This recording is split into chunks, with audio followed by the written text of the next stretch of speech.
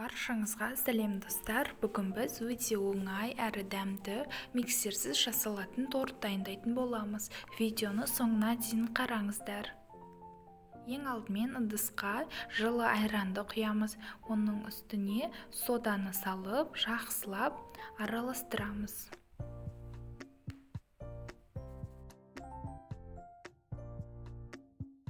Содан соң үстіне 2 жұмыртқамызды жарып саламыз.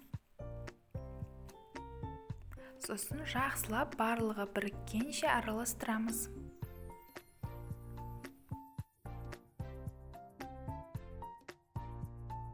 Енді үстіне қантты салып, тағы да барлығы біріккенше, қантымыз ерігенше араластырамыз. Содан соң үстіне електен өткізілген ұнды 4-5 бөлікке бөле отырып салып, венчиктің көмегімен араластырамыз. Ұнды міндетті түрде електен өткізіп салу керек.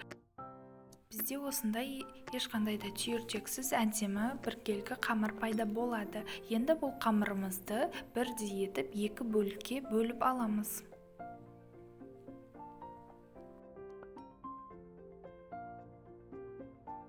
Екіге бөліп алған соң бір бөлігіне какао қосып, тағы жақсылап араластырып аламыз. Енді әр қамырды жеке-жеке 22 диаметрлі формада пісіретін боламыз. Формаға қамырды құйып, жақсылап біркелкі етіп жаямыз да, қызып тұрған пеште 180 градуста 20-30 минуттай пісіріп аламыз. Содан соң толықтай бисквитті суытып, әрқайсысын 2-ге бөлеміз. Енді крем дайындаймыз. Ол үшін қаймаққа қантты салып, қант ерігенше араластырамыз. Біздің креміміз осымен дайын. Енді тортымызды жинаймыз. Ол үшін шоколадты коржымызды қоямыз да, үстіне кальцоны кигіземіз. Кальцомен жинасаңыздар, торттарыңыз біркелкі болып шығады. Сосын крем жағып, тортымызды құрастыра береміз.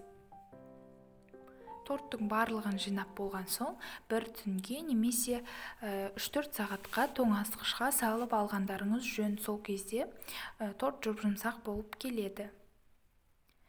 Сосын тортымызды қалауымызша сәндейміз де, шаймен іше береміз. Торт өте дәмді болып шығады. Міндетті түрде жасап, дәмін көріңіздер. Баршаңызға сәттілік тілеймін. Сіздермен болған Раушан.